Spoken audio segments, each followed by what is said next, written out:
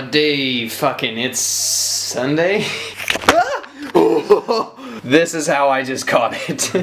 With this one fucking strap. Alright, this video is already starting out fantastic. So as I said yesterday, today is just our lazy day.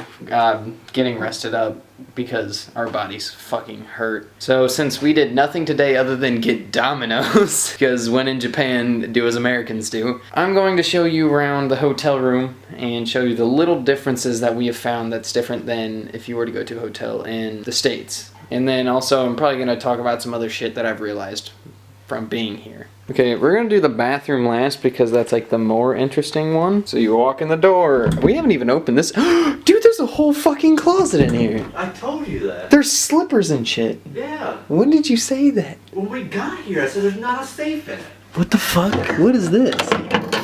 That's a flashlight. Dude, there's a fucking flashlight. There's a fucking flashlight mounted to the wall. And this closet's fairly big. Why are we not wearing those slippers? I don't know. I really want to wear this. Is that two different pairs? Yeah, they are. It's one pair. Yeah, no, it's two pairs. Oh. Fuck this shit. I'm wearing slippers. These are way too small. No, my toes hang off, but... Fuck yeah, slippers. Anyways, other than the closet, in this bin thing is the refrigerator. And what do you find in the refrigerator? Other than my pink my pink fucking like strawberry milk thing, everything's out of focus. It's just gonna be me focusing this entire clip. That's mine. I bought that from a vending machine. And this is his. He bought that from a vending machine. So, beer, soda. I think that's orange juice. There's snacks. More beer, and then there's fucking nuts and a can. Still don't understand how you open this. The coffee pot, I don't understand how this shit works. So ignoring that. This is where I've been keeping all of my shit. And then kept all my clothes and shit in here. Haven't even opened up this one yet. And then actually the safe is in this one.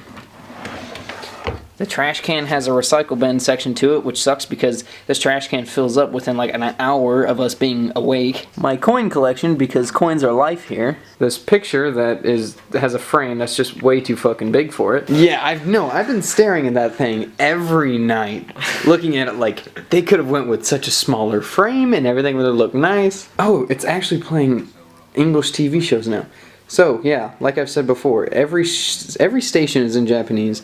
And then we found an international channel that played Spanish TV shows. So they're all speaking Spanish. The desk area, there's nothing really important here other than I have chips that are tasting like pizza, I guess. Haven't tried them yet. And then individually wrapped bananas. And then another interesting thing, all of their light switches and shit are like buttons.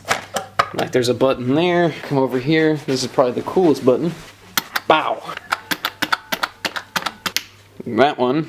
I keep forgetting about these ones. Yeah. Those are dope. Dude, they're fucking lights. That's what it is. You put a And then this situation, if I can focus. So you have your clock here, your alarm clock and shit, which is pretty cool. And then there's buttons for other lights. Like there's a light down here you could turn on, which doesn't do shit. The room button, which just turns off this one. And the hallway. Oh, and the hallway one. And then you can adjust the lights or this light. The thermostat is locked on this one temperature and you can't turn it down anymore. I mean, it's decently cold in here, but normally you can turn these fuckers down to like Arctic freezing temperatures. Okay, now the bathroom. This is a whole bunch of weird shit going on here. First of all, the thing that will piss you off the most, the light switch for the bathroom. It's fucking right here. What? So every time you walk in the bathroom, like, oh, I gotta take a shit, and then you turn around, and you have to reopen the fucking door because you forgot the light switches on the other side of the fucking wall. They're also on. God, I don't want to film myself. This shit's gay. They're also on some new level shit because, like, right where the camera's pointing at, that never fogs up. I'll try to get the room all super foggy so I can show you. I can see looking in. Oh, there we go, yeah. Oh shit, yeah, it's starting to work now. This whole contraption's fucking stupid. Well, my lens is fogging up, but they're on some new level shit that we don't know about because no matter how hot it gets in here, this one section does not fog up. Alright, well, I'm gonna let it cool off in there before I show you more shit. But In the meantime, I'm going to show you how fucking violent their umbrellas are. Or at least just this one that I bought. So just a normal fucking flip out umbrella, right? I'm fucking scared to use this thing.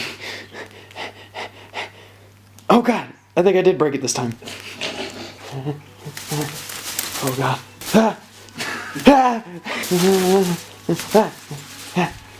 Oh god! I don't know, but I'm scared for my life. It's a loose cannon. Oh god. That is a phone. What? So, shower caps, Q-tips, razors, toothbrush, shitty shampoo, cups. They gave you a hairbrush too. Alright, so I guess this is the craziest part about this hotel room is it's a bidet thing. It's one of the things that shoots water in your butt. I'm going to make a mess. I'm gonna try to figure this thing out because it's in Japanese. I mean, there's some stuff like it says like osculating, whatever, or however you pronounce that shit. But like, I don't know how this works. And like, it has like a fucking like you could change the water pressure and the nozzle position. So does that mean like if you need to adjust it, does that mean like, okay, I'm gonna spray myself in the ass, but ooh, that's not in the right spot, so you start adjusting it while it's spraying? How long does it spray? I don't understand this. Oh wait, probably because the toilet seat's down. Yeah, probably because that. Do you have to have pressure on the seat maybe?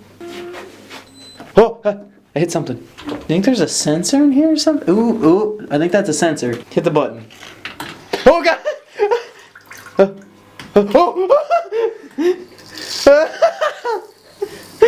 I gotta turn it off.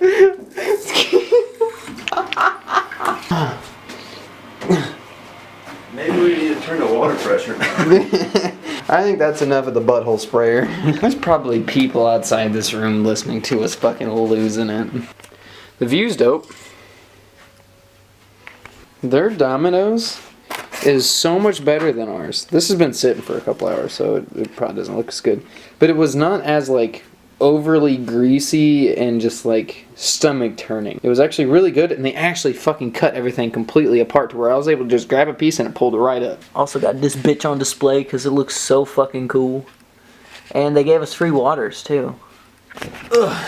So with that room tour out of the way, there's one other thing that I wanted to talk about before I think I end it for today. So the attitude of people from this country is so much different than the US. So if this person that you're, walking up to or whatever is working for you, so like every time we walk into the hotel and the people that work at the hotel, I'm talking about those people, or when you go to a restaurant or whatever, or you're buying something from somebody, they give you the utmost respect most of the time and are super generous, say hello to you. I've noticed that if you are an American looking person, they try to speak English to you.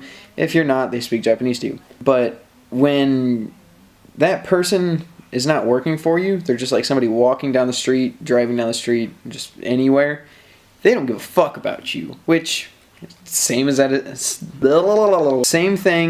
as it is in America. I'm the same exact way when I'm in America. Like walking down the street, people don't make eye contact with you. They don't care. When you kind of need something, you kind of walking up to them, they're trying to avoid you for the most part. I'm not saying that everybody's an asshole, but I think also they're kind of freaked out that we're foreigners, but they don't really care, which I understand. Same thing in America. People don't give a shit about you, so that part doesn't bother me.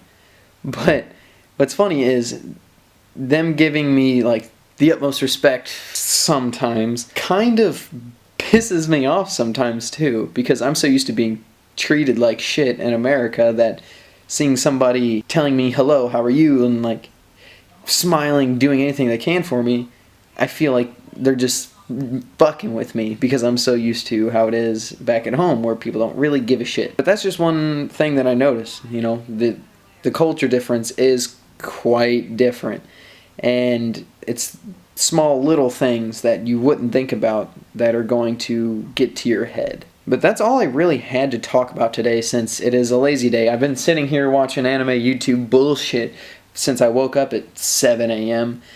And we're going to be doing this for the rest of the day. We don't know what we're going to do for the next 2 days. 2 days? Monday, Tuesday? Yeah.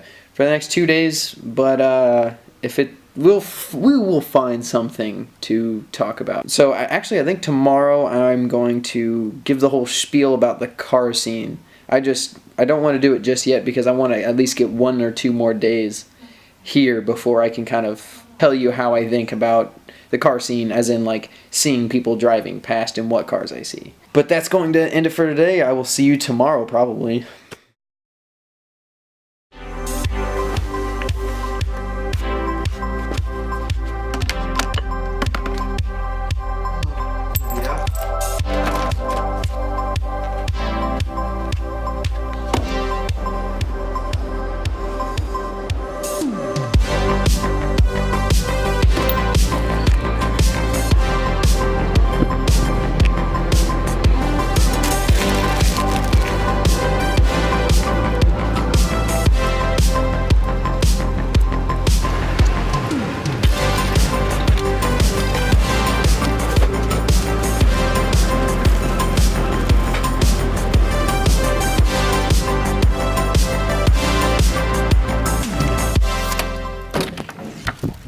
Fuck you doing? Huh? Yeah. It's not too bad outside. Overcast, but it's not raining. I think it's actually supposed to rain though. Is it? Yeah. So I just got back from Family Mart, you know, the shit that I do every morning. And got this pretty much the same bullshit I always do. I bought these things every single day since I've been here, I think. Tried out a churro thingy. I'm almost positive this is a hot dog bun with jelly in it. Individually wrapped banana, Coca-Cola, and Red Bull. Oh, I didn't realize it actually says shit in Japanese, even though my focus is way the fuck off. Huh, interesting. And how could I forget? Stopped by the vending machine and got my favorite strawberry bullshit as he's pulling his out. Okay, so this is our last full day here in Japan, and we've decided to go to Odaiba to go shopping and look around. So let's go.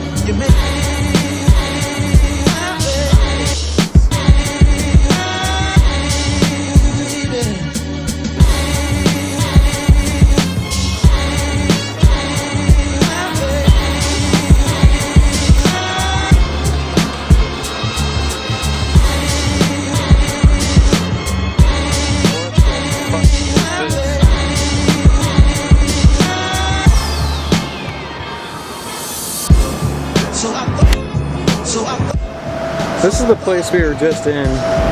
Had no idea this was here, just kind of wung it, found it, and there's a whole bunch of cool shit in there.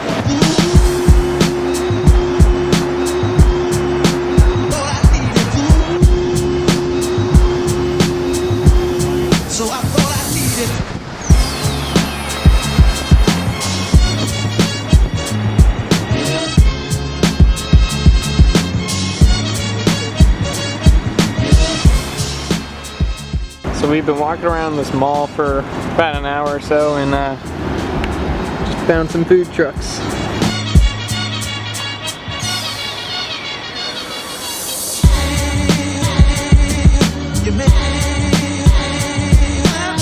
If I'm correct, I think I just found out where the giant Gundam used to be. It was right in this area. I think we saw the head of it, and it wasn't in Akihabara, was it? It was, yeah. We saw the head of the giant Gundam in Akihabara 2 days ago, but I'm almost positive this is where it used to be.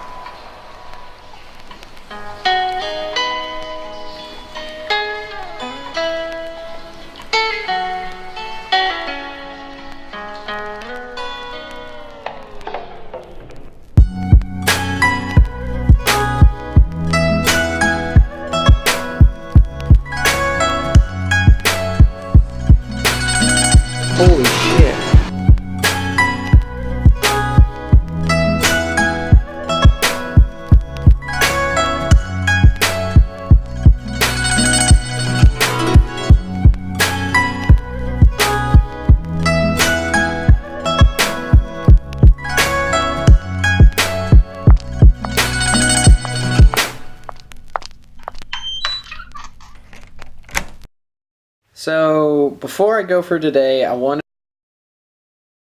Are you gonna fuck up again? Like you did just a second ago? Camera? Fuck you. So, I wanted to talk about the car scene so far from what I saw. So, we didn't get to go to any car meets or anything specifically set for cars. So, I'm going to be talking about what I saw just walking around for the past 6 days.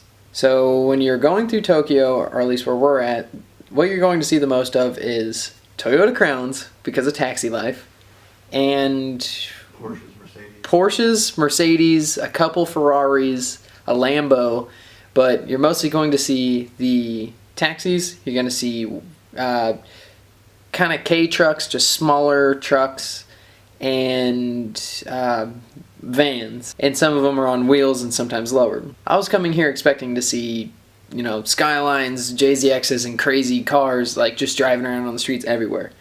Not here, not where we stayed. But we did see a couple cool cars every now and again. We did see a couple chasers. We saw, I think, 2 of them in Akihabara, and then we saw one today, actually. And we saw an S15 today, didn't get a picture of it, and a lot of ND Miatas, which is super dope. The car scene in, like, hot Tokyo where we're at, it was pretty lame. You don't really see a lot of cool shit, which I kind of should have expected, but it's not as cool as you would wish it would be. But I think that's pretty much all I wanted to talk about today, so I think I'm going to start packing and getting everything ready to go home tomorrow, and I am not ready for this flight home.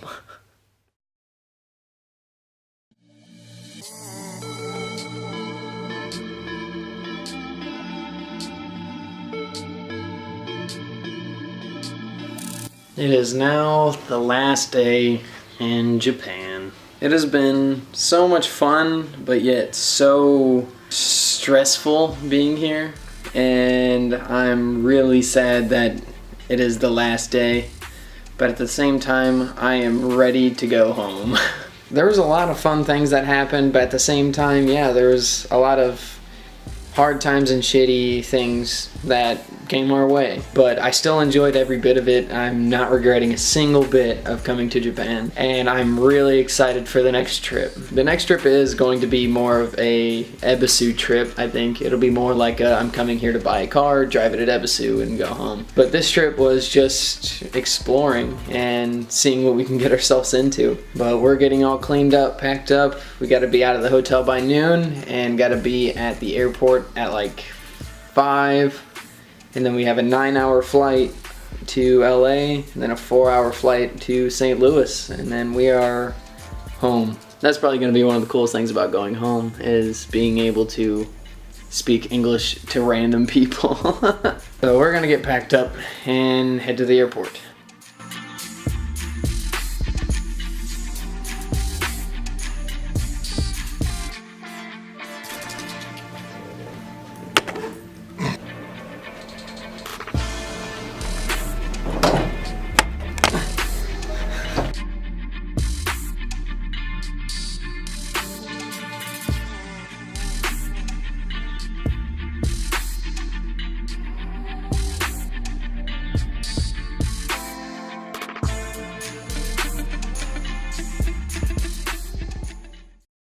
So I am finally home, but I just wanted to do a conclusion of the entire trip. So if you're planning on going to Japan, but you don't have a main reason why you're going, you just want to do like a vacation type where you're kind of winging it, I just want you to know that the language barrier is going to be harder to climb than you think. I thought that if I just learned a couple little tiny sentences and words that I can get away with it, and also that everyone else will kind of have an idea of how to speak English just to the point to where you can get by and not have any major issues. People do know English, kind of. Most of the time when they do try to speak English, you're struggling to understand it just as much as if they were speaking Japanese. The language barrier became a big problem for us when we were trying to go somewhere to eat and when traveling on the bus. So when we were getting on buses, we would try to use our Pasmo, and we would take a step up onto the bus and have our wallets out ready, and the bus driver would cover up the Pasmo scanner with his hand and would say something. and I didn't recognize anything that he was saying. So we would just turn around and walk off because there's people behind us and that bus has to get to a certain place on time, and we didn't want to hold anything up. So then the language barrier was an issue because that was the main reason why we didn't get to go to Ebisu, because there were multiple buses that we had to take, and with not knowing what they're saying every time we tried to get on, it was going to make things a lot more complicated. And also with eating, I was planning on trying a bunch of different types of food and going to a bunch of different types of places, but it was a bit too scary to just walk into a random restaurant, because when we would order food, it'd be somewhere that had pictures where we could just point and they would say okay, and then we'd give them money. But when going into more fancier restaurants, we really didn't know how they would handle the situation, if they would just hand us a menu that didn't have pictures, because if they did that, we couldn't understand the menu.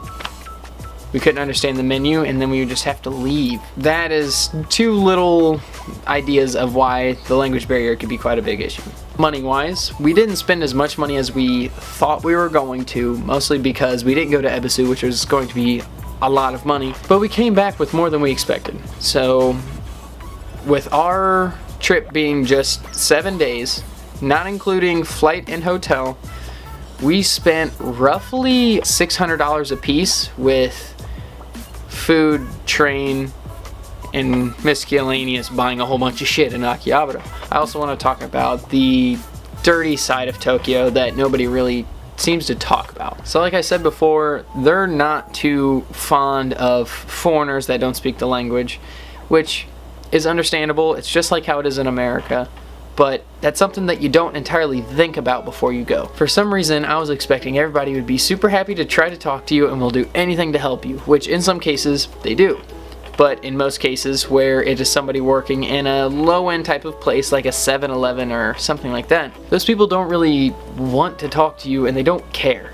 So when you're trying to buy something and something goes wrong and they need to tell you something, they're not gonna sit there and be happy on trying to explain it, hand signals and everything else.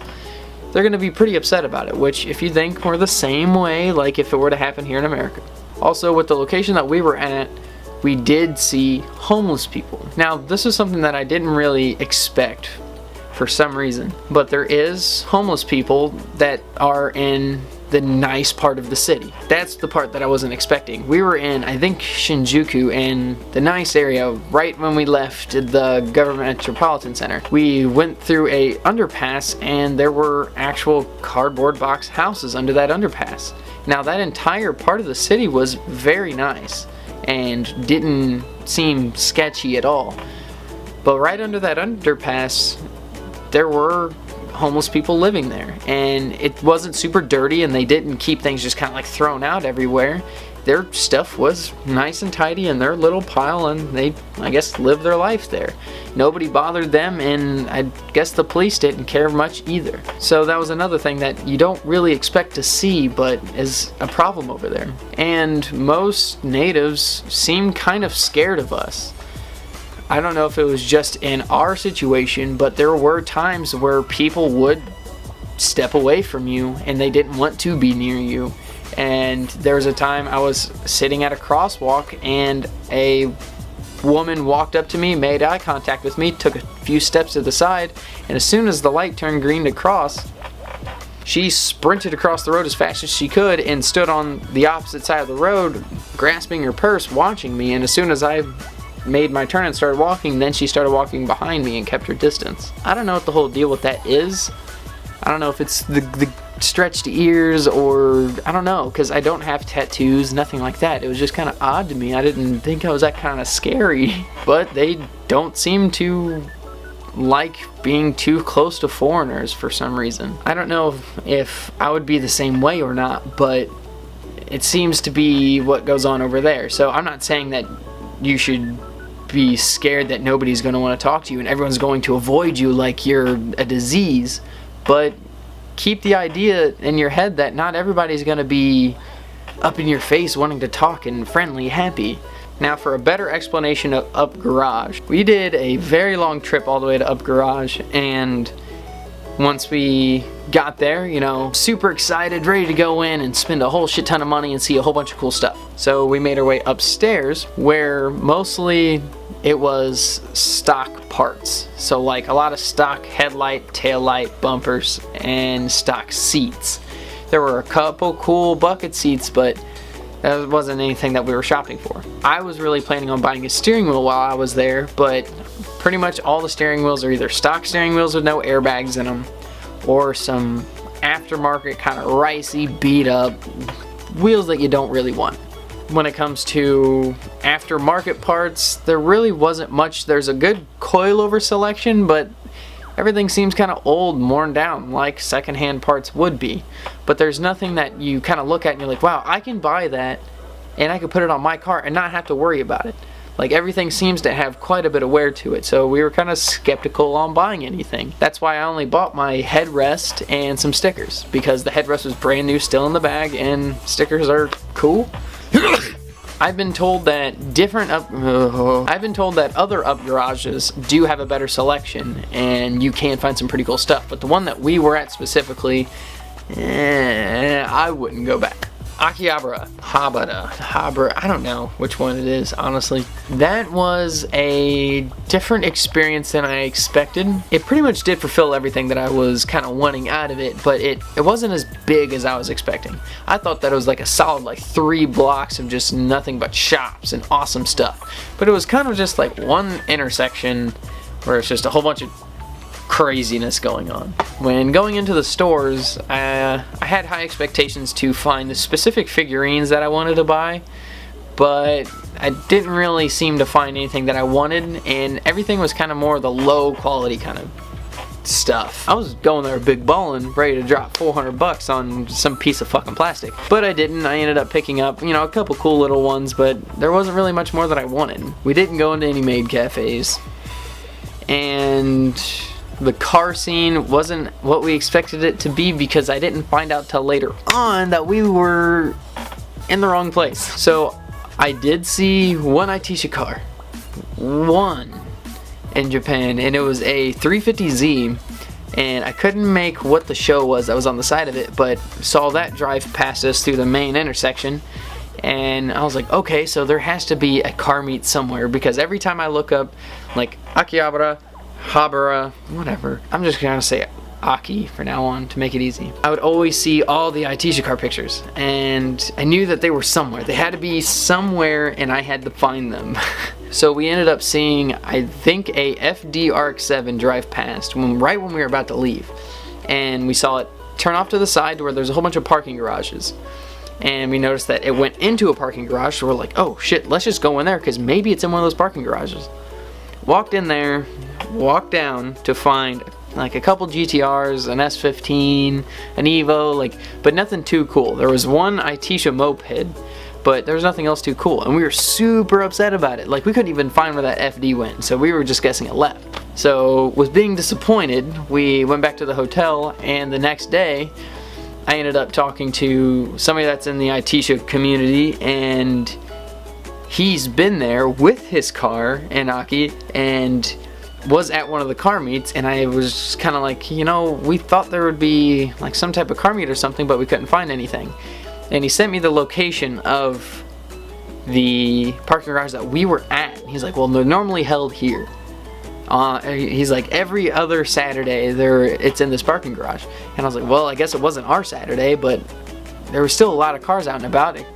I don't understand. And I was like, I guess we just didn't know where to go, because there's only one section of that parking garage. And he's like, oh no, you got to go down again. So there was probably the craziest car meet of just Itisha cars and craziness everywhere, one floor under us that we didn't know how to get to, that we didn't even know existed. So that I'm pretty bummed about, because I wanted to see some cool cars, and a lot of them I've probably seen before, so to see them in real life would have been pretty fucking awesome. So I apologize for not filming as much as I could, because you gotta think that when I was in Aki, when I was like in Up Garage, and when I was just walking through like Shinjuku and stuff like that, I wanted to take it in for myself and enjoy it. And when I'm filming, you're not able to do that entirely, because you're focused on your camera the entire time. I wanted to be able to look around, take it all in, and enjoy myself, and not be dealing with the chore of filming. So that's why I didn't get as much filmed as I expected to, but I still did my best to get my camera out and get as much as I could. So another thing you got to prepare for when doing this trip is coming home. The thing that you would not expect to be a big issue is time. And let me tell you, time is a bitch. With being like roughly 12 hours ahead of us, your sleep schedule gets super jacked up. Now with us going there, it didn't bother us that much because we didn't have a time that we had to be awake, we didn't have a time that we had to be asleep. Now coming home, if you have work the next day, it becomes pretty dreadful because like today, this was my first day going back to work since the trip, and I had to be there at 9 a.m. Luckily, I had myself scheduled to just be a half day, which was a fantastic idea, because right when it came to 1 o'clock when I clocked out, in my mind, it was, what, 3 a.m. or something along those lines? I was fucking tired. I think that my body thought that it was the middle of the night. I should have been asleep, but I had to be awake driving on equipment, and it was sketchy. So be ready to at least take like a couple days off work once you get home, because it's going to take a while to get back to your sleep schedule. I think that's gonna sum it up. I think I got everything covered. I know I'm gonna forget something and be so pissed off about it, but that's all. That was my experience with going to Japan. I wish it could have been more educational for you guys. I wish that I could have filmed more. I wish that I could have done more, but this is what I have. So I hope you guys enjoyed it. I had a fantastic time, and I'm definitely going back. But that's all I have for you guys. Thank you guys for watching.